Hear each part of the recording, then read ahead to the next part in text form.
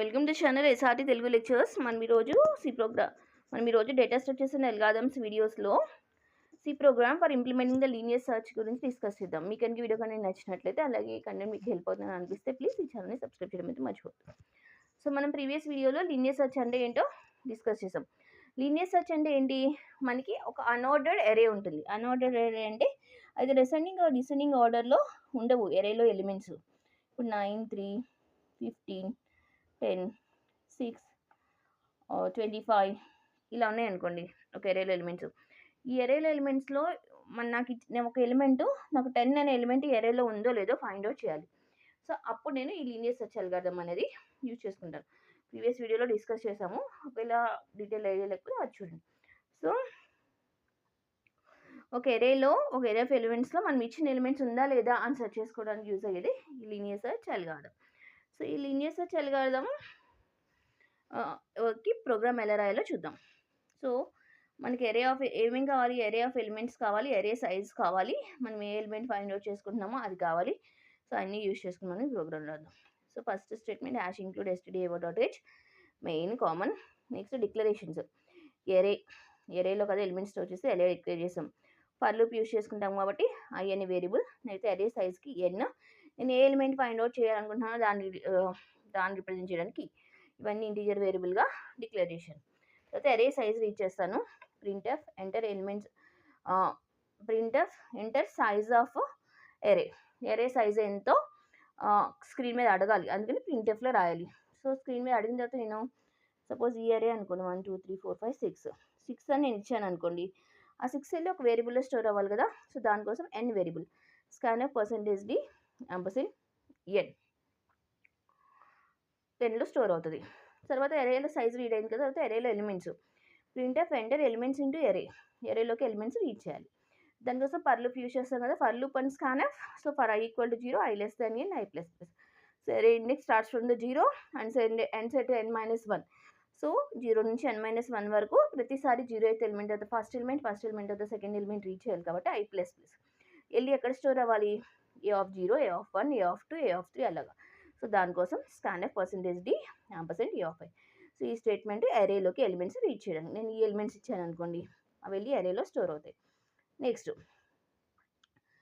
ఈ ఎరేలో ఒక particular element ఉందా లేదా అని నేను సెర్చ్ చేయడానికి లీనియర్ సెర్చ్ అల్గారిథం యూజ్ చేస్తాను కదా. ఆ ఎలిమెంట్ ఏంటి దాన్ని రీడ్ చేసుకోవడానికి కీ.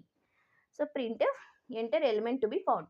నేను ఏ ఎలిమెంట్ ఫౌండ్ చేయాలనుకుంటున్నానో ఆ ఎలిమెంట్ని ఎంటర్ చేయండి అని ప్రింట్ఎఫ్లో అడుగుతుంది. నేను ఆ ఎలిమెంట్ని ఇచ్చాను అనుకోండి. సపోజ్ ఇదే అరే అనుకోండి, నేను 10 అని ఇచ్చాను అనుకోండి. ఈ 10 వెళ్ళి ఈ కీ వేరియబుల్లో స్టోర్ అవుతుంది స్కాన్ఎఫ్ %d %key. తర్వాత ఇప్పుడు లీనియర్ సెర్చ్ లాజిక్ ఏంటి? ఈ కీ వాల్యూ వచ్చి ప్రతి ఎలిమెంట్లో స్టార్టింగ్ నుంచి ఎండింగ్ వరకు మ్యాచ్ ఫౌండ్ అయ్యే వరకు ప్రతి ఎలిమెంట్ మ్యాచ్ చేయాలి కదా. దానికోసం for loop for i = 0, i less than n, i plus plus. So అరే స్టార్టింగ్ నుంచి ఎండింగ్ వరకు ఏం చేయాలి?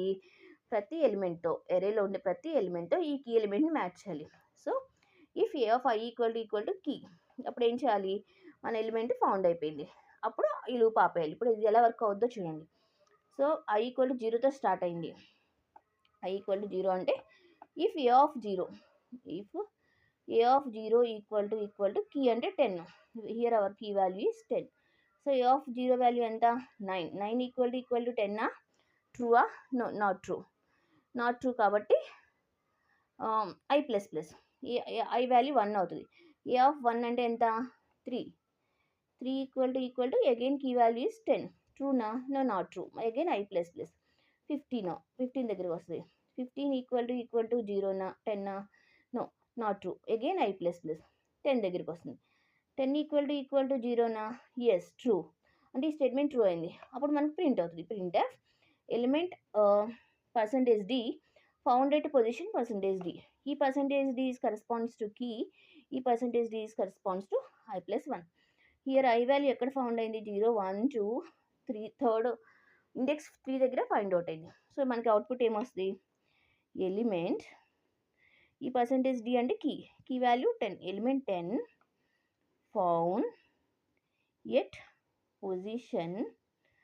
ఈ %d అంటే ఏంటి? i plus 1. i వాల్యూ ఎక్కడ ఫౌండ్ అయింది? 3 దగ్గర ఫౌండ్ అయింది అంటే 4. i plus 1 అంటే 4. So element 10 found at position 4. 1 2 3 4 fourth position దగ్గర ఫౌండ్ అయిందని వచ్చింది. ఇంకా మనకి ఎలిమెంట్ ఫౌండ్ అయితే ఇంకా ప్రాసెస్ జరగక్కర్లా, అందుకని బ్రేక్ రాసాం. బ్రేక్ రాస్తే ఈ లూప్లో నుంచి ఇంకా రిమైనింగ్ ఇటరేషన్స్ ఎగ్జిక్యూట్ అవ్వకుండా బయటకు వచ్చేస్తుంది.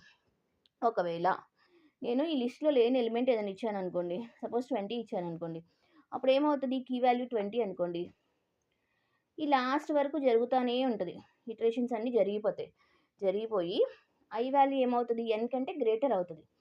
సో ఒకవేళ ఐ గ్రేటర్ దెన్ ఎన్ అనుకోండి, ఐ గ్రేటర్ దెన్ ఎన్ అంటే ఈ లాస్ట్ ఎలిమెంట్ వరకు చెక్ చేసేసి కూడా మనకి మ్యాచ్ ఫార్వర్డ్ అవ్వలేదు అనుకోండి, అప్పుడు ఐ గ్రేటర్ దెన్ ఎన్ అవుతుంది.